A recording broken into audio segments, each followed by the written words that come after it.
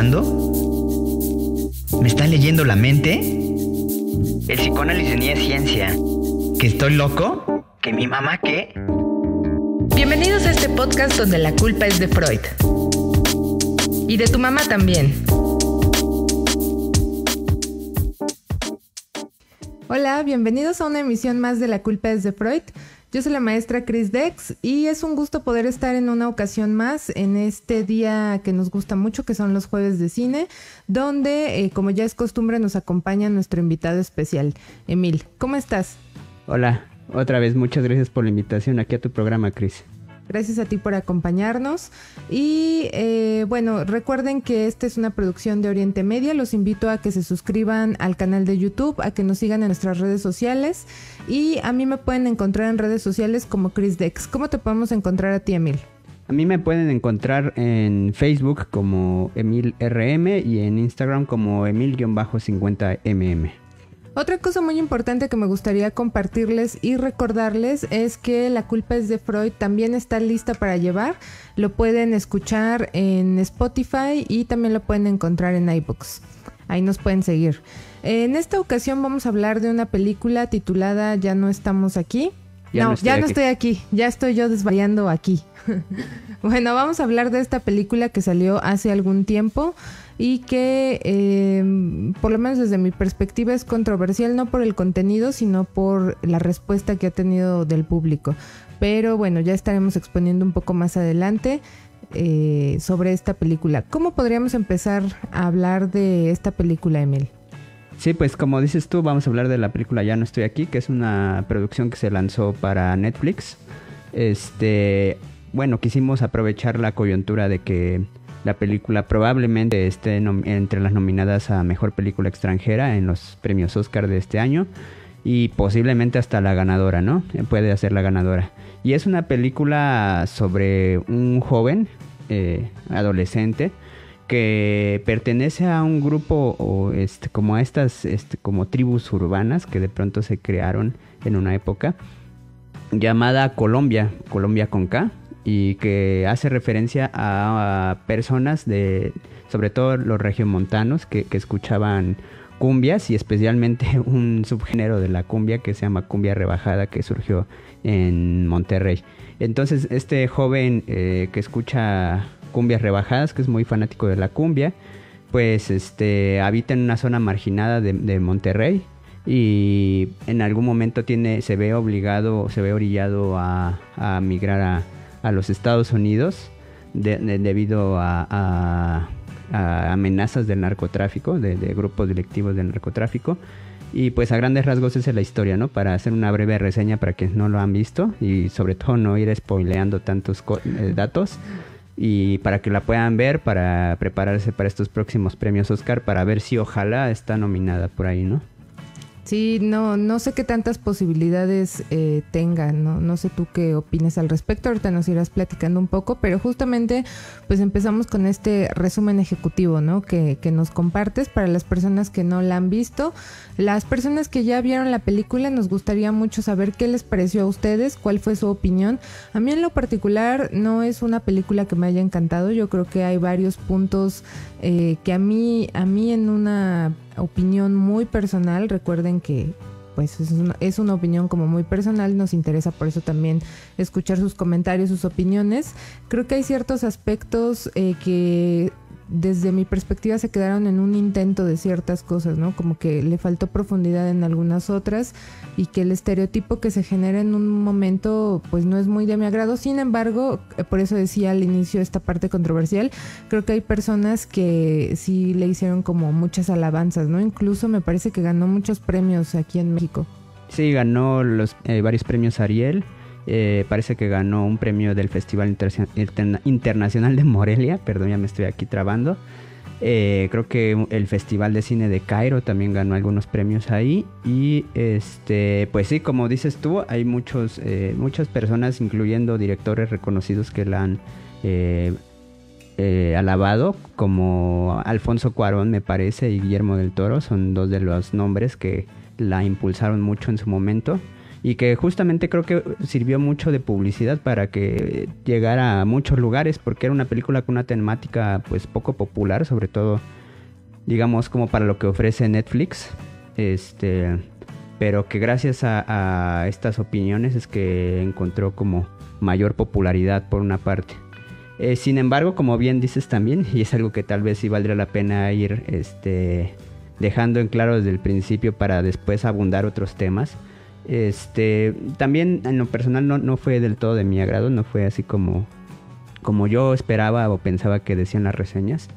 Y sin embargo me gustaría que utilizáramos esta película como un poco como pretexto, ¿no? Para abordar algunos otros temas que me parecen muy importantes a nivel cultural y a nivel psicológico, ¿no? ¿Cómo ves?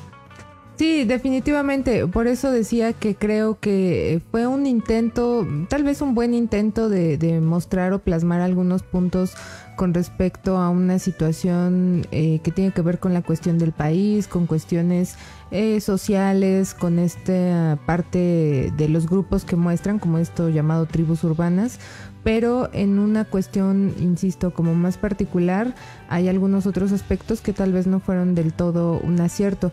Antes de empezar como a profundizar en estos detalles, a mí también me gustaría preguntarte, Emil, tu opinión con respecto a esta película. ¿Tú considerarías que es al 100% una película mexicana, o cuál sería como la opinión de ciertas producciones que hace Netflix como estrenos de películas, como que fue el caso?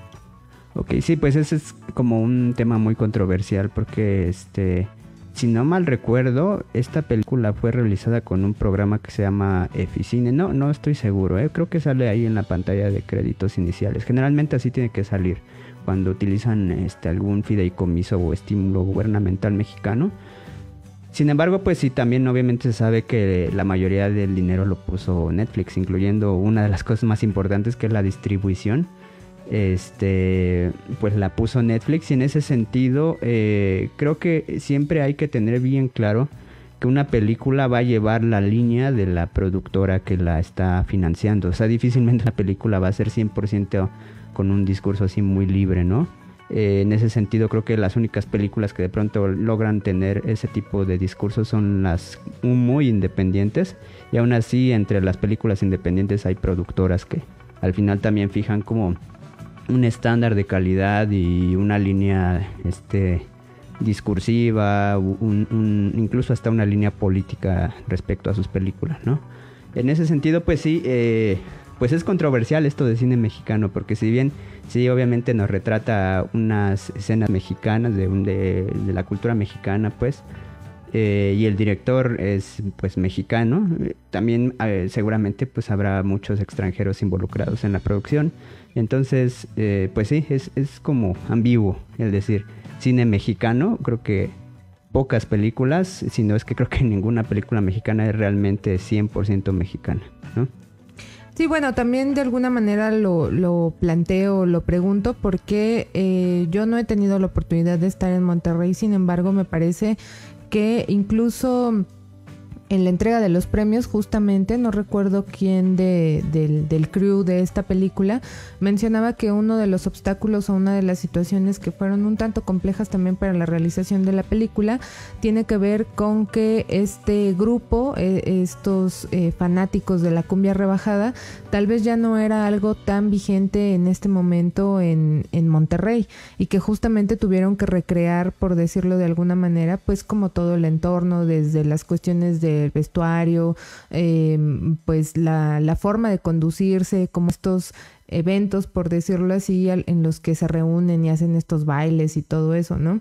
Entonces, en ese aspecto, yo no dudo que sea algo o que fue algo representativo de México, específicamente de Monterrey, pero en lo particular a mí se me hace también como una especie de consagrar un estereotipo, en este caso del mexicano, porque es algo que se está vendiendo de esta manera, como una película mexicana.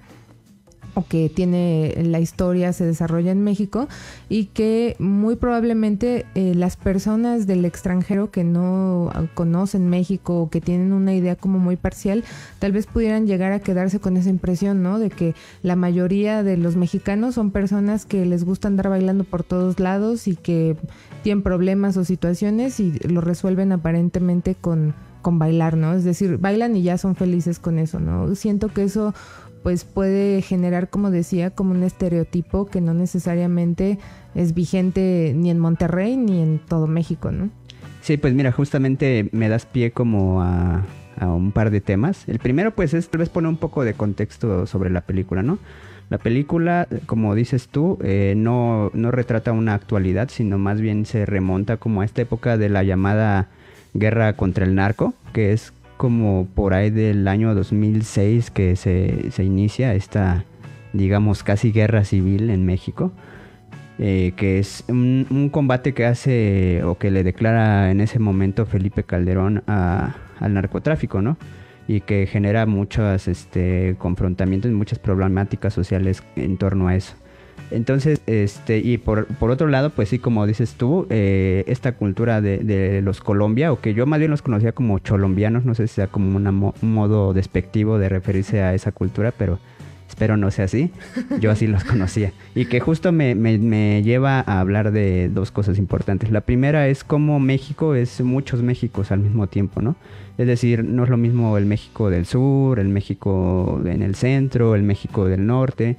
Incluso hasta en los mismos estados, en municipios como Nesa, por ejemplo. Nesa es como un surtido rico de México, ¿no? Porque hay muchas personas de muchos estados, sobre todo como de las zonas de la mal llamada provincia, que llegaron a habitar esta zona centro en búsqueda de empleo y de vivienda, y pues se generó como una mezcla cultural muy interesante, ¿no?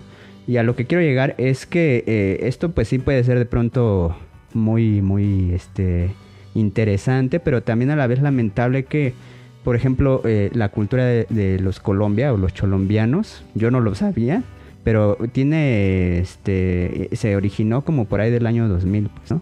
Y yo la verdad es que me fui a enterar de esta cultura hasta por ahí, no sé, del 2013, una cosa así. Fue a través de un reportaje que en aquel momento vi en Vice, y que después me enteré que fue, o sea, que como que agarraron fuerza gracias a un libro de una diseñadora de modas llamada Amanda Watkins, una cosa así se llama, que retrataba así como este tipo de personajes curiosos, ¿no? En ciertos países.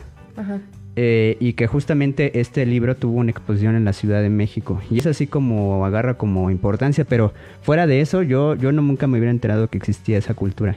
Es decir, eso es justo como lo lamentable, ¿no? Como a veces no estamos al tanto de lo que puede pasar al norte del país, al sur del país. Es como que pareciera que cada bloque del país está muy ensimismada en sus propias situaciones, ¿no? Y no nada más creo que remite a la cuestión de los estados, sino también incluso en la Ciudad de México y toda esta conocida área conurbada que tiene características muy peculiares y muy distintivas de cada uno de estos movimientos. Otra cosa que me llamó la atención en esto que decías, como de este grupo de los Colombia, como lo muestran o lo representan ahí en la película, y como tú bien dices, cholombianos, pareciera que es como una especie de, no necesariamente de formación, pero como ciertas características, por ejemplo, de los cholos, o lo que se conoce de los cholos, y que se adapta o se deforma, se va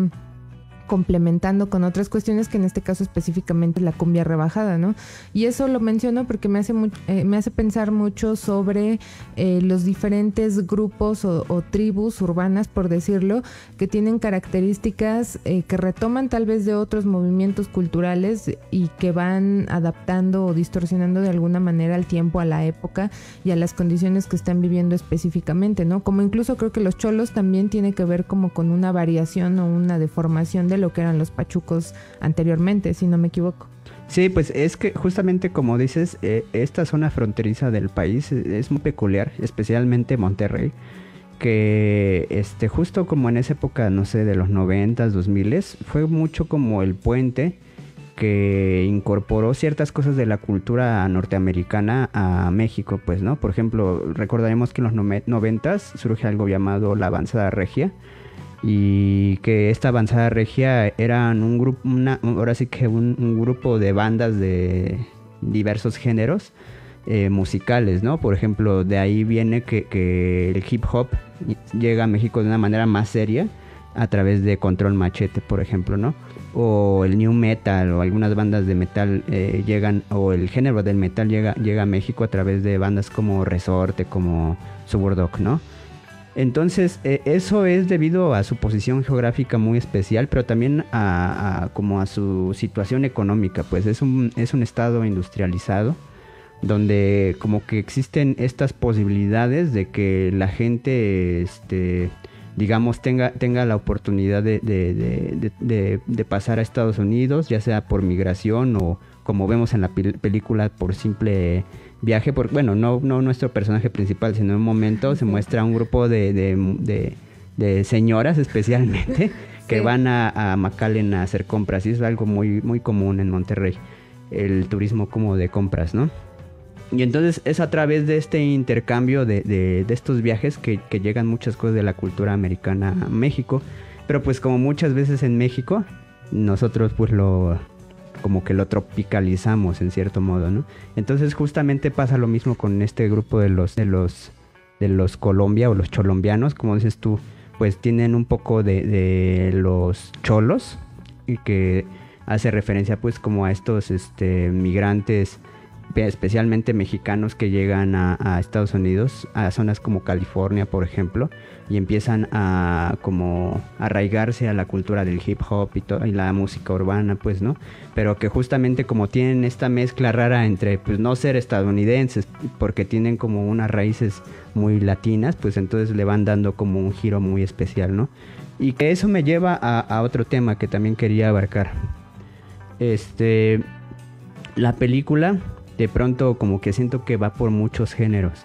Por momentos la sentimos como un poco drama, por momentos la sentimos un poco comedia romántica con bueno, no comedia romántica, drama romántico tal vez, con esta relación que tiene el protagonista con una asiática. Uh-huh. Justamente se me hizo curioso que hubiera una especie de... Un encuentro interracial, ¿no? Entre comillas, romance interracial. Justamente como de estas llamadas en Estados Unidos minorías, ¿no? Y de pronto también tenemos algo que se llama Coming of Age, que es un género donde se supone el personaje principal transiciona de la adolescencia o de la niñez a una etapa adulta, que es justo lo que pasa con nuestro protagonista. Se supone que tiene 17 años, y justo creo yo que la película, si la queremos ver con ese enfoque de Coming of Age, funciona mucho mejor a que si la queremos ver como un drama. Porque como drama creo que fracasa rotundamente el guión, porque de pronto tenemos, más bien básicamente no hay historia. Todo es como una especie de collage de anécdotas, ¿no? De situaciones curiosas, más que curiosas, pues muy, muy características de nuestro país, ¿no? Un poco la migración, un poco esta cuestión de la cultura de los Colombia, un poco el narcotráfico, un poco el pandillerismo. Entonces, pero nunca ninguno de esos temas se desarrolla al 100%. Un poco de violencia intrafamiliar o cuestiones ahí que no quedan como que no quedan del todo claras, y por eso yo insisto mucho en el punto de que a mí me dejó la sensación de ser un intento de representar muchas cosas y al final no poder concretar en realidad alguna en específico, ¿no? Porque no se muestra exactamente, se hace el intento como de mostrar las circunstancias, que bueno, ya iré hablando también un poco más adelante, específicas de la familia del personaje, pero como que no acaba de amarrar bien la historia, tampoco como del contexto social, es decir, como muchos intentos de, como dices tú, justamente como un collage. Sí, pues va solamente sobre el relato anecdótico, no hay mucha profundidad, ni tampoco hay un subtexto, tampoco, a mí me queda claro como un subtexto. Creo yo que todo es justamente como, miren cómo son de curiosos en México, y están los Colombia, pero también tienen esta broca del narcotráfico, y casi de pronto, si hubiera algún discurso, a mí pareciera que a veces ese discurso es como de antes teníamos pandillas y bueno, al menos no eran tan violentas, y ahora tenemos el narco, ¿no? O sea, parece que a mí de pronto la siento así, ¿no? Que en el fondo un poco es romantizar como esos tiempos en los que todavía no estábamos tan, digamos, ¿cómo podríamos decirlo? No era algo tan visto el narcotráfico como en la cotidianidad, ¿no? Es decir, sabemos que existía desde hace mucho tiempo, pero no era algo como de la cotidianidad o incluso de la cultura popular, ¿no? Entonces, y que justamente creo que también es a lo que remite con esta cuestión de nuestro personaje principal, como esta transición de pasar de ser un adolescente que, como sabemos, en la adolescencia, pues, tiende a haber como ciertas, actitudes rebeldes, ¿no? En cuanto a la vestimenta, en cuanto a la actitud. Y después aceptar que uno tiene que ser adulto y dejar de hacer esas cosas, ¿no? Y que un poco a mí me remite como a la nostalgia, ¿no? Como que parecía que de pronto se muestra la nostalgia de, bueno, esos tiempos donde todavía no llegaba el narco tan fuerte o no estaba tan presente en la cultura popular. Y entonces teníamos cosas como las pandillas de los Colombia, que pues sí eran violentos, taloneaban, pero pues no eran grupos armados, ¿no? Sí, como en cierta medida en esta nostalgia dirías tú en este momento también se me ocurre como una cierta idealización de los viejos tiempos, ¿no? Que es algo que suele suceder con mucha frecuencia también y que en ocasiones pues no necesariamente se concretan, o más que concretarse, no realmente la experiencia es pues como la recordamos o como la imaginábamos, que pasa mucho como en el desenlace de esta historia, ¿no? Pero bueno, antes de continuar con esto me gustaría muy brevemente, antes de hacer una pausa, retomar lo que hablabas como de esta cuestión de la migración y lo que estábamos diciendo de estas transformaciones que van pasando como estos grupos o tribus urbanas como generalmente se conocen, pero más allá de los grupos, este proceso de migración que de alguna manera también intenta como plasmarse en esta película. Y que incluso me recuerda mucho a esto que dices de Neza. Justamente Neza pues se constituye a partir de la migración, ¿no? A partir de los años 50 aproximadamente, cuando hay un cambio en el modelo económico, y que esta parte de dejar un lugar geográficamente o físicamente no necesariamente significa que uno va a abandonar del todo estas ciertas costumbres, tradiciones, formas de pensar, de actuar, entre otras cosas, y que al llegar a un nuevo lugar pues tratan de alguna manera de reproducirse o sobre todo de adaptarse, ¿no? Y esto me hace pensar mucho en dos procesos que suceden con frecuencia en los movimientos de migración, que es la aculturación, que es como apropiar ciertas cosas del lugar al que vas, que tiene que ver mucho, creo, con las personas que se van a Estados Unidos y de repente regresan y ya hablan como pochos, le dicen, ¿no? O más que pochos es como Spanglish, ¿no? Eso, es Spanglish, se me había ido la palabra, gracias. Donde empiezan a hacer como una mezcla de la troca o parquearte o cosas por el estilo, que son palabras en inglés que se deforman un poco como al español.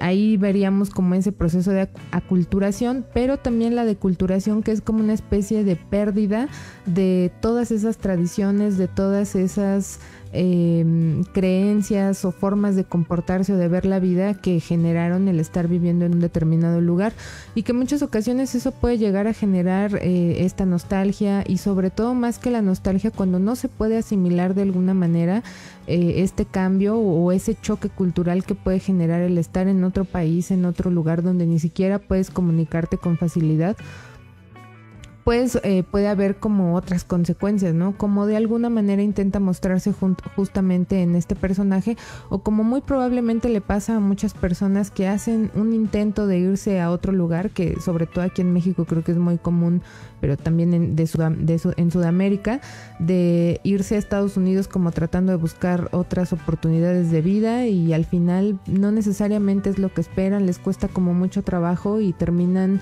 en condiciones no tan favorables o regresando a su país, ¿no?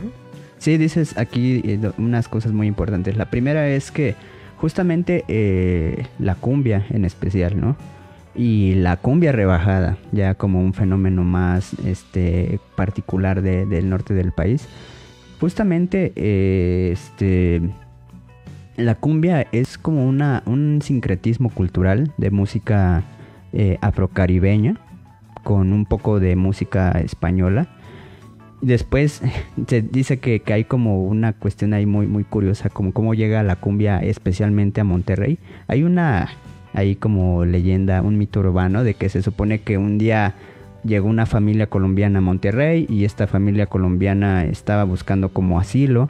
Entonces justamente iba a ser Navidad y esta familia solamente tenía discos, no tenía nada más que unos discos, unos vinilos de cumbia. Entonces una familia de Monterrey los invita a cenar, a la cena navideña, y ellos llevan sus discos y los empiezan a poner. Le gusta mucho a la gente de Monterrey y los van como prestando, los van girando por todo el estado hasta que se vuelve algo como muy característico, pertenece como a este fenómeno de la cumbia regiomontana. Pero después la cumbia rebajada también es un fenómeno curioso, un poco como casi como dicen, como surgió el mole poblano, que fue como un accidente ahí culinario. Sí. Pues así también surge la cumbia rebajada. Se supone que había un sonidero llamado Gabriel Dueñez, que tenía un sonido llamado Sonidero Dueñez, que realizaba como muchos bailes. Recordemos que en esa época, como en los 70, digamos, 80, los sonideros eran un poco como el radio de los pueblos, ¿no? Porque obviamente pues como no había demasiados recursos para comprar muchos discos o electrodomésticos, aparatos para escuchar música, pues de pronto estos sonideros se vuelven un poco como la radio del pueblo, y donde se iban instalando, pues la gente iba conociendo nueva música. Entonces a este sonidero un día se le descompone su tocadiscos con el que tocaba la música, y la velocidad a la que iba el disco va bajando hasta que se escucha más lenta, ¿no?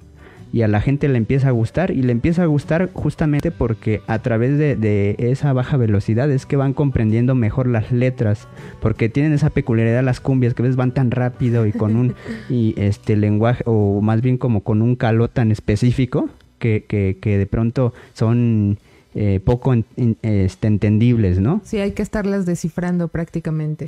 Pero bueno, ¿qué te parece si primero vamos a un corte comercial y sigo con este tema de cómo llega la cumbia rebajada y este fenómeno, ¿no? de los Colombia. Me parece muy bien. Vamos a hacer una breve pausa. Pues bueno, acabamos de ver aquí un teaser de una de nuestras últimas producciones que acabamos de subir a nuestro canal de YouTube. Los invitamos a verla. Un documental sobre cómo ha cambiado la dinámica de los bailarines la pandemia, ¿no? Bueno, por concretarnos en este caso a un grupo específico, ¿no? Pero se relaciona con que creo que ha cambiado la vida de todos a partir de este suceso. Entonces, ojalá que lo puedan ver y les guste. Si es así, por favor, regálenos un like y suscríbanse a nuestro canal también. Sí, claro que sí, síganos por ahí. Entonces, bueno, sigo con esta cuestión de cómo llega la cumbia a México, ¿no? Entonces, como les decía, pues los sonideros eran un poco el radio del pueblo, y en una de estas ocasiones, en resumidas cuentas, este sonidero llamado Gabriel Dueñez se le descompone su tocadiscos y sin querer la música empieza a tocarse de manera más lenta, y entonces surge este género llamado la cumbia rebajada, ¿no? Que es como uno de los estandartes de este grupo llamado los Colombia o los Cholombia, ¿no? Y eso me lleva a algo que de pronto en la película tal vez no me gustó mucho, ¿no? Y eso es que se muestra un poco como a este grupo, a los Colombia o a los cholombianos, como una especie de artesanía mexicana, ¿no? Una especie de curiosidad. De curiosidad, sí. Sí, o sea, más allá de que nos interese un poco la personalidad del personaje o su historia o todo eso, pareciera que todo el tiempo la anécdota es que, mira, qué curioso se ve su pelo, ¿no? Qué curioso se ve el chavo que tiene los pelos parados, ¿no? Y eso me recuerda un poco a un escritor cubano llamado Alejo Carpentier, que él propone un concepto para un género literario llamado lo real maravilloso, especialmente para uno de sus libros llamado El reino de este mundo. Este género a lo que refiere es como que se relatan elementos de la realidad de un país, ¿no? En este caso refiere más como a narrativas latinoamericanas, es decir, lo real maravilloso como que se enfoca más a la literatura latinoamericana. ¿Y por qué a la literatura latinoamericana? Porque recordemos que la mayoría, bueno, más bien toda Latinoamérica, somos producto pues de un proceso de conquistas, ¿no? De diferentes países, de España, de Portugal, en el caso de Estados Unidos, pues bueno, ellos de todo un poco. De Inglaterra, ¿no? Entonces, bueno, este bloque como de continente que es América, pues somos productos de una conquista. Y al haber pasado estos procesos, pues obviamente existen mezclas culturales, sincretismos culturales y transculturaciones, ¿no? Entonces hace que de pronto haya elementos de muchas cosas, pues, ¿no? Y que justo se manifiesten fenómenos como de los Colombia, de los cholombianos. Y a lo que refiere de nuevo esta cuestión de lo real maravilloso, es como relatos de un país, pero que dentro de su cultura están incorporados como elementos religiosos, místicos, culturales, que de pronto a la vista de los extranjeros suelen ser como curiosos, como maravillosos justamente. Entonces él lo dice porque justamente mucha de la literatura latinoamericana tiene esto, ¿no? Y es que pues la verdad es que la mayoría de los grandes escritores latinoamericanos no hacen otra cosa más que retratar la realidad de los países, como un poco Juan Rulfo, un poco Gabriel García Márquez, ¿no? En este caso Alejo Carpentier. Y entonces realmente como que siento yo que mucho del logro proviene de la cultura que están retratando, ¿no? Yo podría remitirme de nuevo al caso de Nesa, ¿no? O de la gente que vivimos aquí en la zona centro del país, especialmente en las periferias de la zona metropolitana, en el Estado de México o en algunas delegaciones o municipios ahora de la Ciudad de México. Es muy común que en la calle encontremos, por ejemplo, imágenes religiosas, que capillitas a la Virgen en cada esquina, en los camiones vemos estampas, imágenes, cosas como que hay alegorías muy especiales dentro de esta periferia, ¿no? Justamente porque siento converge de pronto la modernidad con las tradiciones, con lo citadino, con los lugares un poco más pueblos, ¿no? Incluso lo que mencionabas también, como con esta influencia de otros países específicamente, o un poco más de Estados Unidos o de algún otro lugar también. Sí, a raíz de que muchos personas migran a Estados Unidos, pero se regresan como con un cacho de cultura de allá y le empiezan a incorporar acá, ¿no? Entonces, bueno, justamente pues hay muchos autores que retratan estas realidades, ¿no? Y en ese sentido me pareciera que mucho del logro de que esas películas, bueno, en este caso esta película, pero de que esas obras literarias tengan cierto impacto, sobre todo como en un público extranjero, es esos elementos culturales tan especiales, ¿no? Que hay en estas comunidades o en estos lugares que de pronto retratan ciertas obras, ¿no? Y yo esto que mencionas es lo que de alguna manera justamente asocio con lo que decía hace rato, de que quedarse como con esa idea o con esa parcialidad de lo que se está queriendo mostrar o retratar, porque no necesariamente significa que así sea la realidad. Tal vez tiene un toque de, porque al final solamente es una película, es una impresión o un fragmento de...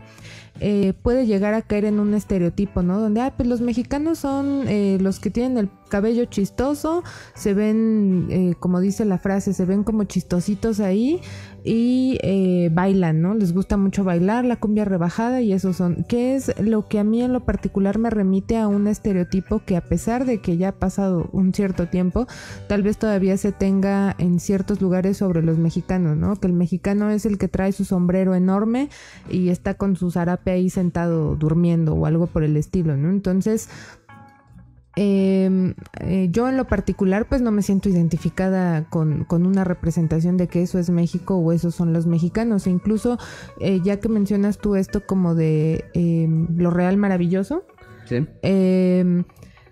pues muchas ocasiones esa impresión que puede servir muy bien o funcional tal vez para estas cuestiones literarias o algo por el estilo, no necesariamente son la realidad de lo que se vive, ¿no? A mí en lo particular me llamó mucho la atención una escena donde él está como con su bandita esta de los tercos, pasan como, yo por lo que entendí que eran como unos que se veían más como cholos, que eran como los que están ahí cuidando o como moviendo ahí el lugar, por decirlo, ¿no?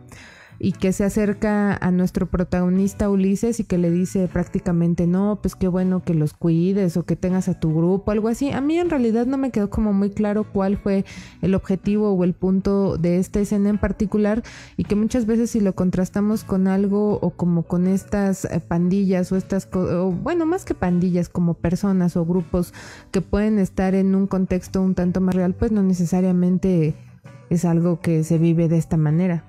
Sí, como que se muestran de pronto muy entre solidarios, y es decir, no es que no exista la solidaridad también en estos espacios, ¿no?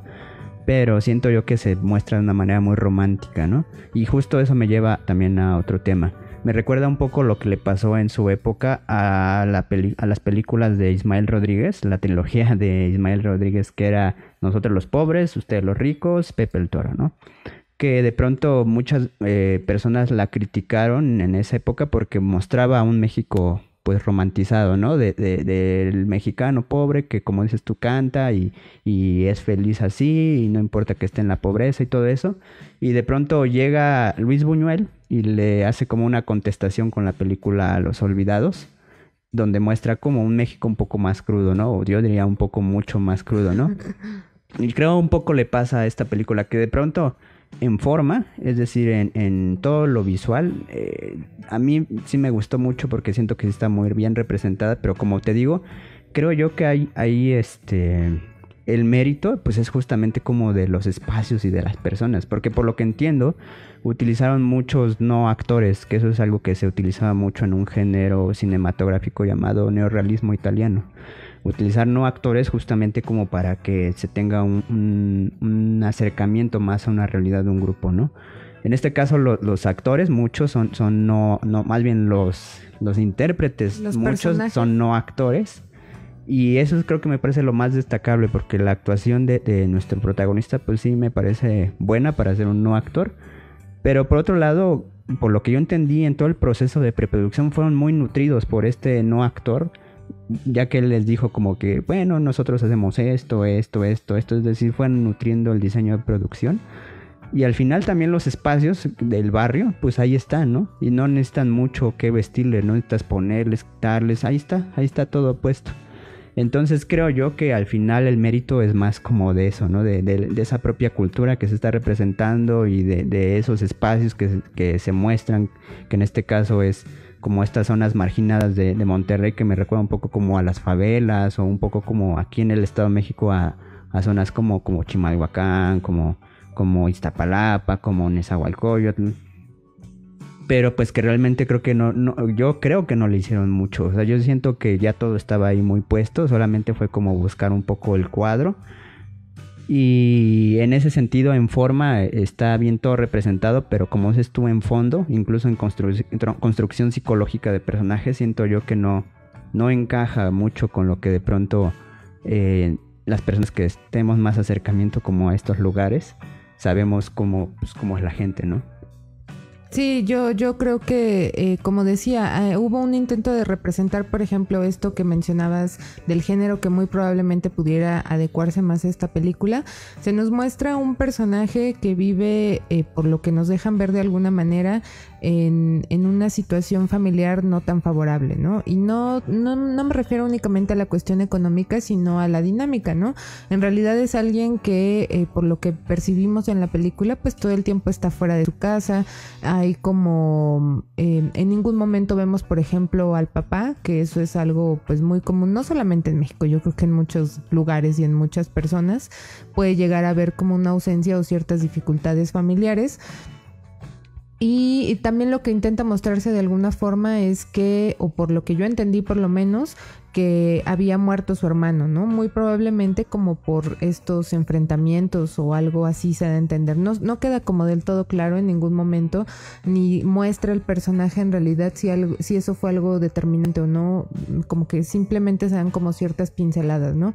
Y como bien decías hace rato, se muestra a Ulises como un adolescente, y que uno de los aspectos más importantes o representativos de la adolescencia justo tiene que ver con estos conflictos o estas fricciones que puede llegar a haber con los padres por la caída de esa imagen idealizada, pero también por una necesidad de pertenencia y de reconocimiento con un grupo ajeno a la familia, que en este caso son los tercos, ¿no? Son como ese grupo que él está conformando, como es familia de alguna manera, que le da como un lugar, una representatividad, y que es algo, o se vuelve prácticamente lo más importante para él, ¿no? Para el personaje. Pero que también tiene que ver con estos factores que hay a su alrededor, como estos chicos que pues prácticamente los confrontan por estar ahí, pues sí, prácticamente robando o extorsionando de una manera no tan agresiva en apariencia, ¿no? Sí, pues como dices, y repito, creo que la película hubiera funcionado mejor si se hubieran ido sobre un solo género. Siento que quisieron abarcar muchos géneros y muchas situaciones, y por querer abarcar tanto, siento yo que no desarrollaron ninguna cosa bien. Es decir, de nuevo, aclaro, en forma sí tiene muchas cosas muy rescatables. Me parece que el diseño de producción es muy acertado. Las actuaciones también me gustaron, a pesar de que son no actores. Lo que no me gustó tal vez es como el abordaje, es decir, en este caso un poco el trabajo del director. Y por otro lado, pues que queda todo como un relato anecdótico que no tiene ni inicio ni fin, casi, ¿no? Incluso el fin es así como muy abierto, ¿no? Y yo digo, bueno, yo pienso que en ese sentido, sobre todo por la temática que aborda, me parece un poco más principalmente, que es esta cuestión de la rebeldía, de la actitud de un adolescente como de ser rebelde. Creo yo que hubiera funcionado un poco mejor como un coming of age, y si lo hubieran desarrollado con ese enfoque. Y para poner un poco en contexto, el coming of age es películas de este género son algunas como Stand By Me, o no me acuerdo cómo se llamaba en español. Quédate conmigo, algo así se llamaba. Creo que ¿no? Sí, en español. Sí, no estoy segura, pero creo que sí. Sí, y también un poco la de eso, la película de It. Es un poco un coming of age. Aunque bueno, esa es más terror, pero si nos damos cuenta son como un grupo de niños que empiezan a tener como ciertas experiencias en muchos aspectos y muy propias como de la adolescencia, y que los llevan como a volverse después adultos, ¿no? En este caso ya no quedó bien claro esa transición en nuestro personaje, solamente se ve que se corta el pelo, que hace ciertos cambios en su aspecto, pero ya no queda bien claro si hay una especie de transición o qué pasa, ¿no? Y bueno, en cierto modo, pues me parece también un poco interesante este abordaje de este género, porque este tipo de películas coming of age suelen ser como muy melosas en muchos aspectos, ¿no? Así como de, ay, bueno, ahora los chavitos ya son adultos y son adultos exitosos porque aprendieron de sus errores de niño, o algo pasó que los hizo cambiar, ¿no?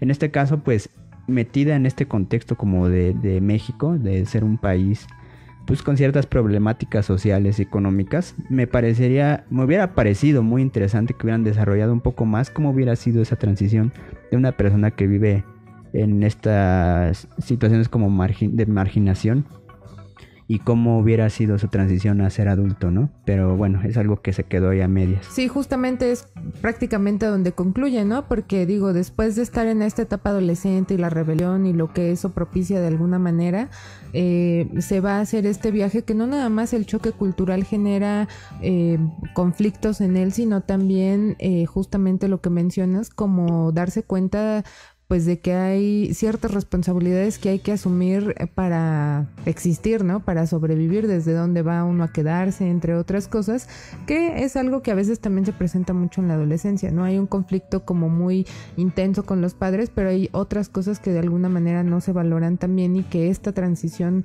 a la vida adulta no es tan fácil como uno cree. Probablemente estando en otro país y solo, pues es un poco más complicado. Eso pudiera ser interesante en la trama, pero como dices, yo creo que lo más interesante es, bueno, ¿y qué va a pasar después, no? O sea, regresa él a un determinado punto, aparentemente pensando encontrar eso que dejó así casi estático como cuando se fue, pero pues en realidad no es así, ¿no? Porque como hemos dicho en algún otro momento, pues las circunstancias de la vida de todas las personas pues van cambiando constantemente, entonces es complicado pues cómo se va a asumir eso, y que como dices hubiera sido interesante ese punto. Esa es como mi perspectiva para ir redondeando sobre esta película. Sí, pues básicamente yo concuerdo igual con esa visión. Y pues bueno, yo creo que al final tal vez lo que habría que rescatar de todo esto es que pues dentro de todo el cine mexicano sí es una propuesta muy diferente a todo lo demás que vemos, que es básicamente puras comedias románticas. Pues es una película que tal vez no inventó el hilo negro, pero sí por lo menos en esta lamentable elección que a veces ya tenemos que hacer como de lo menos peor, pues sí es como de lo menos peor que hay. Sí, yo insisto, en realidad no es una película que me haya encantado. Hay varios aciertos, hay algunos intentos que justo se quedaron tal vez como en un buen intento de algo.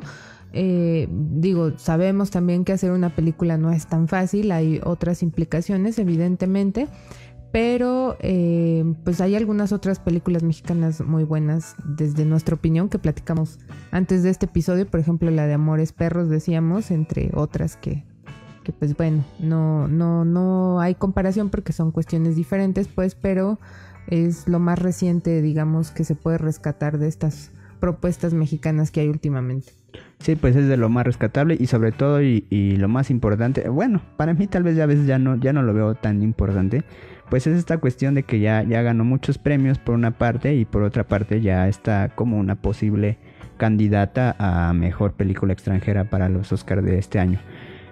Como les digo, tal vez para mí los Oscar de pronto ya perdieron un poco esa importancia o esa como volverse el gran evento del cine de cada año, porque cada vez pues se nota una agenda más marcada respecto a algunas cuestiones, y sobre todo pues también creo que ha habido muchas ceremonias donde se han premiado injustificadamente algunas películas solamente justamente por impulsar ciertas cuestiones ideológicas y políticas de la industria cinematográfica hollywoodense.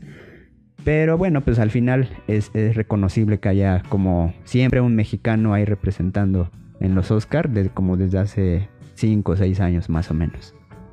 Pues sí, sobre todo nos gustaría mucho conocer sus opiniones, qué les pareció a ustedes esta película, también nos gustaría saber qué les pareció este podcast e incluso si hay alguna otra película que les gustaría que pudiéramos abordar en este espacio. Les agradecemos mucho que nos hayan acompañado. Emil, no sé si haya algo más con lo que quieras concluir. Pues solamente recordarles que me pueden encontrar en las redes sociales, en Facebook como EmilRM y en Instagram como Emil-50mm. Ahí estoy publicando un poco de lo que hago, fotografía, a veces un poco de animación y diseño. Y pues también los estoy leyendo por ahí. Recuerden seguirme en mis redes sociales, me pueden encontrar como Chris Dex, ya hasta se me está olvidando cómo es, en Instagram y en Facebook, y también recuerden escucharnos en Spotify y también nos pueden encontrar en iVoox. Esperamos sus comentarios, un saludo a todos y nos vemos en la próxima. Hasta la próxima. Gracias por escuchar este podcast donde la culpa es de Freud. Mientras tanto, sigamos en la represión.